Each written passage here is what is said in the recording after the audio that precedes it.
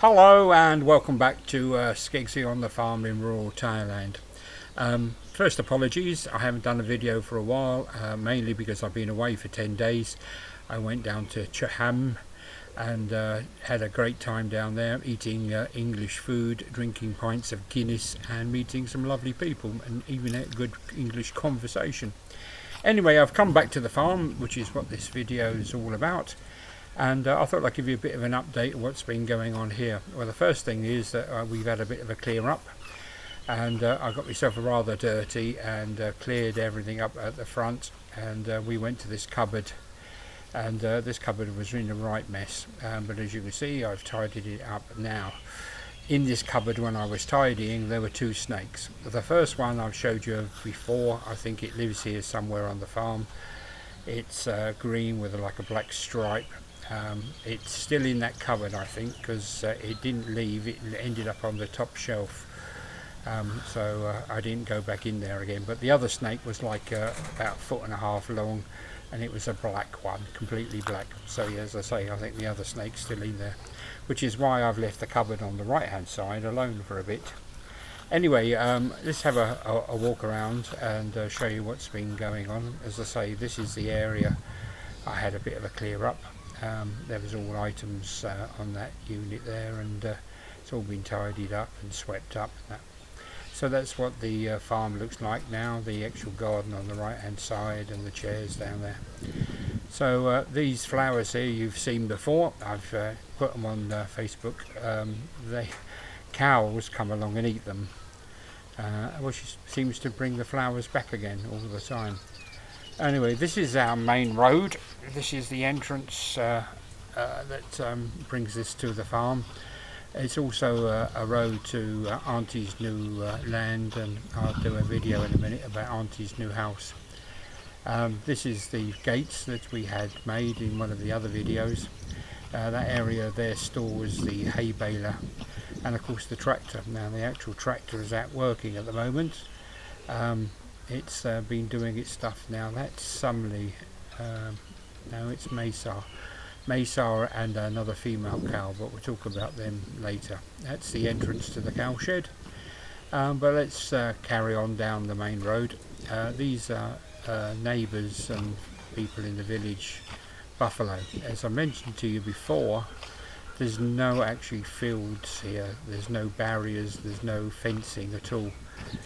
Which is why we've fenced ours off, because everybody just comes along, lets their buffalo out or cows out in the morning, and away they go. And they can actually walk miles and miles looking for grass. At the moment the land is all sort of plain and just laying there. This is our second field full of grass. I better tell you about grass. Because we have cows, we're going to hopefully be self-sufficient on feeding them. At the moment we have to buy straw, because as I say, there's no grass to feed cows anywhere.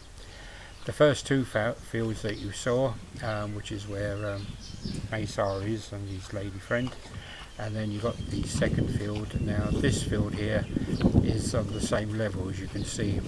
The land on the end of there, our land goes right the way down to the end of those trees, which is where we had it all filled up. If you remember rightly, I think it was 1,247 truckloads of soil, because this particular area was much lower than anywhere else on the farm, and when the rains came, this area would literally just become a bog. Now we've leveled it all off, we brought it up to the same height as everywhere else, and now we're starting to plant our own grass again. It's very easy to do. I thought you would have to plant seed and everything else, you know, to show you how much I know about this sort of thing. But they don't. They fill each little area in with water. They go and cut grass from somewhere else, so that area you've just seen was cut, and then they go and tread this grass into the water.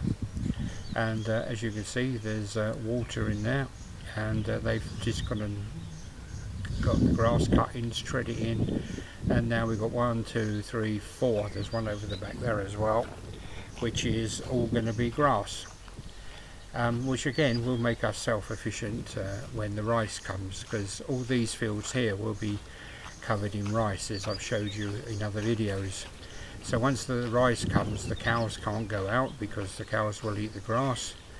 So everybody else's cow has to rely on straw or feed, which costs money. But because we will have our own grass, we won't have to do that in the future. And as you can see, each of the land now has been levelled and it's been put into sections, and slowly but surely we will fill these with water from the pump, which is just there where the roof is.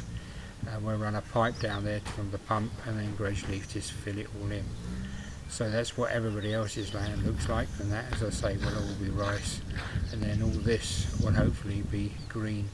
Now Linda here is bringing the straw down. The cows get straw in the morning, and then in the afternoon we let them run free and go and find grass. So this is the entrance to our cow sheds. There's one real big one, and then there's a smaller one where we can separate them up. And again, you've got grass on the left and grass on the right.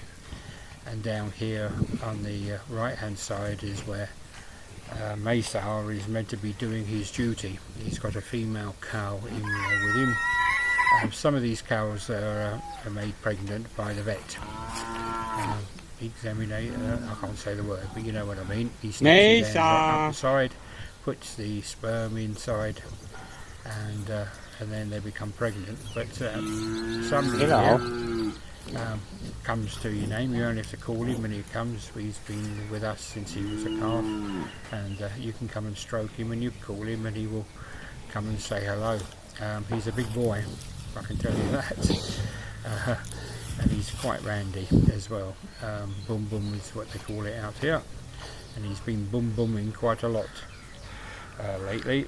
Anyway, these are some of the female cows here on the left hand side, which have already had calves, and then these are all other cows, which are some, well, mainly females in there, or they're baby calves, and they're not old enough to do anything at the moment.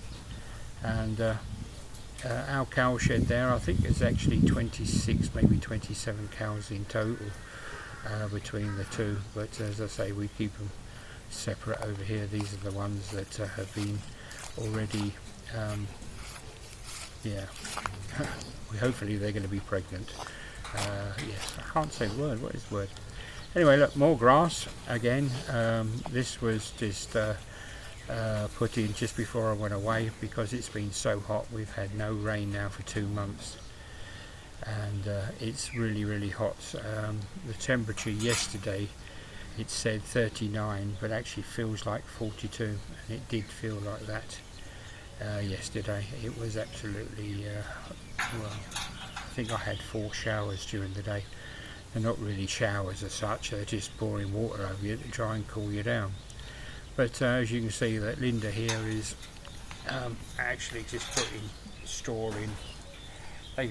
They normally get straw in the mornings, as I said, and then we will let them run free in the afternoon. Diep will go and sit with them or follow them around, and then it gets to about 5 o'clock, and the lead cow, which is, I'm not sure if it's going to span round and show you, but the lead cow will get the hint that it's time to go, and she'll start walking, and they basically bring themselves back to where they should be, which is really, really good.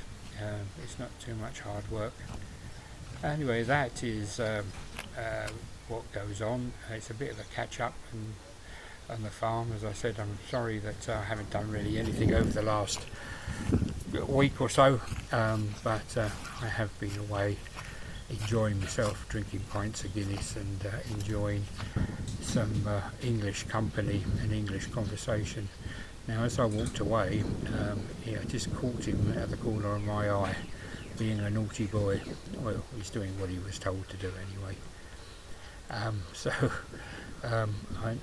won't let you look anymore, because he keeps looking at me saying, what are you looking at me for? I'm just being comfortable. Now, having said it hadn't rained for almost 2 months, in the afternoon it suddenly went very black, and we had thunder and lightning, and we had rain for probably about 30 minutes.